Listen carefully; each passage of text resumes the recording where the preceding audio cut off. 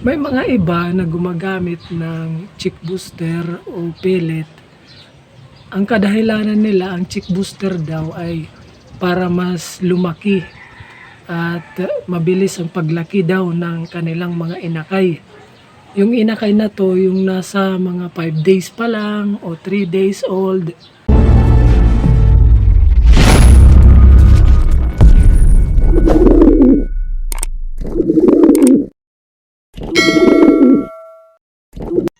Yo! Shinobi Pigeon TV nagbabalik ulit. Welcome back mga kaninja at mga kalapatids. Panibagong video. Let's go! Yun, magandang umaga mga kaninja at kalapatids. Labas tayo dito sa ating kalapatihan. Dito yung mga guppies natin. Breeder guppy. Andito naman sa kabila ang ating mga lalaking guppy. Ang gaganda ng mga buntot, oh. Check natin ang ating panahon.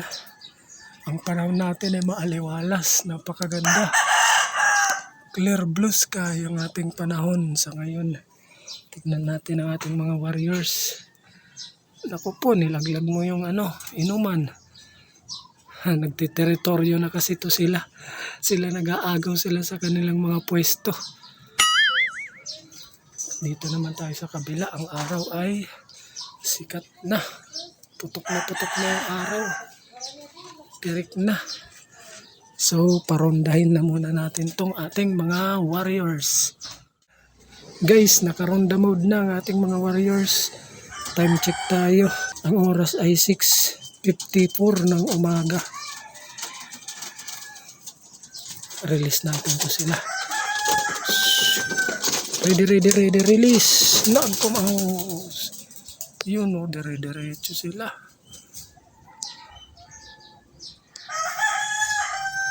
Dire-diretso doon. Nawala agad.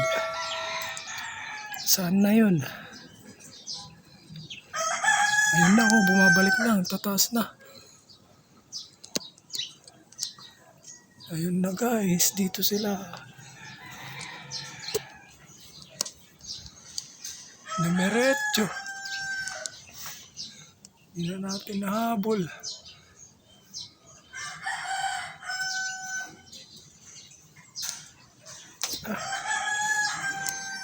Balik tayo dito.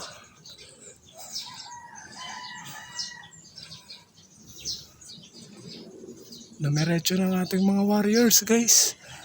Nag-ranging na. So maya naman. So yun, magpapakain naman tayo ng ating mga breeders. Time check tayo, 7:56. 7:56 na ng umaga. Ay. Kain. Antay na lang tayo mapisa ang kanilang mga itlog. Lalagyan pa natin. Ito lang yung daily routine natin mga kaninja at kalapatids. Pakain ng ating mga breeders.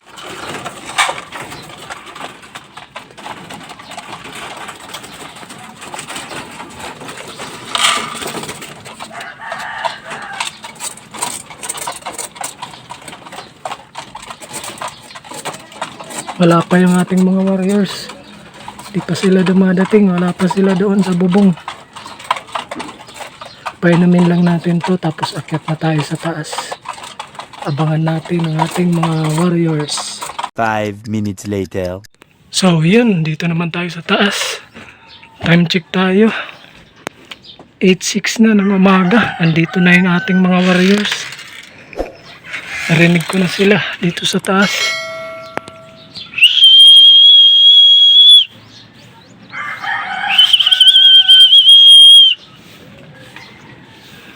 Saan yung mga yan?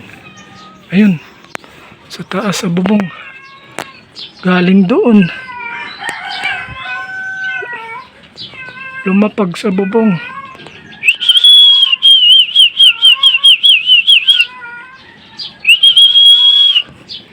Handaan na tayo ng patuka.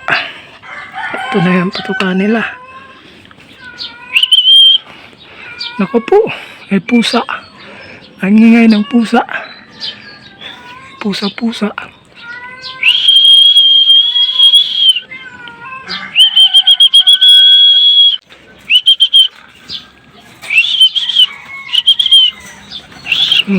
Dito, baba. Dito, Miss Pasaway. Yan. Hindi na siya pasaway, oh. Siya na yung nangunguna. Sumasakay sa... Oh, baba. Kain. Baba na dito, maubusan ka. Uy. Pag ginagawa mo dyan, naglulugon na sila, oh. Ano na yung muka.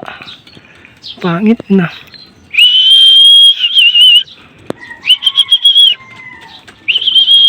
O yan. Pasok sa loob, pasok. Doon sa loob, doon. Pasok. Ayan, pakain tayo. Tapos painumin natin. Nakahanda na yung inuman nila. Yung tubig nila na merong Vitamin Pro. Yun yung binibigay natin sa umaga. Yung Vitamin Pro ay digestion, vitamins, at probiotic na rin yun.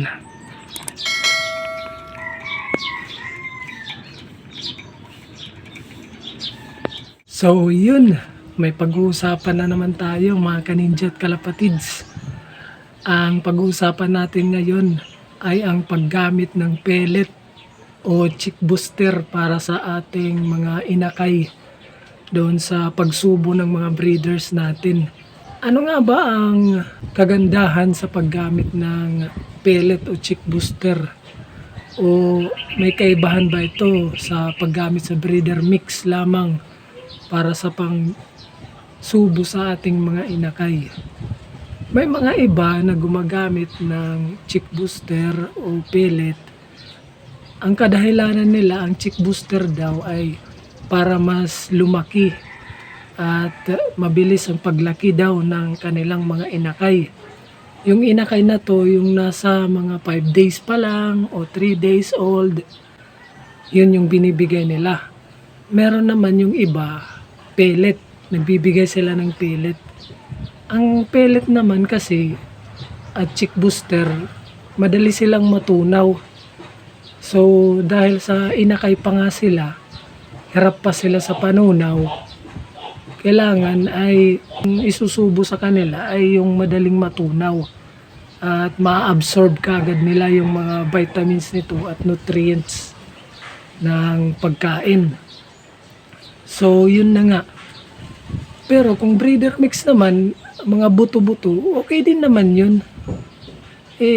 Nandoon naman yung mga nutrients nun sa mga buto-buto din. Pero may mga kanya-kanya din kasi yan Kanya-kanya, depende yan sa fancier, sa mga nag-aalaga at sa mga breeders na kung ano yung ibibigay nila sa kanilang mga inakay. Kagaya nito, meron ako ditong pellet. Itong pellet na to, binibigay ko to sa mga breeders, lalo na kapag may inakay. Hinahalo ko to doon sa usual na mix, yung pang breeder mix. Hinahalo ko to.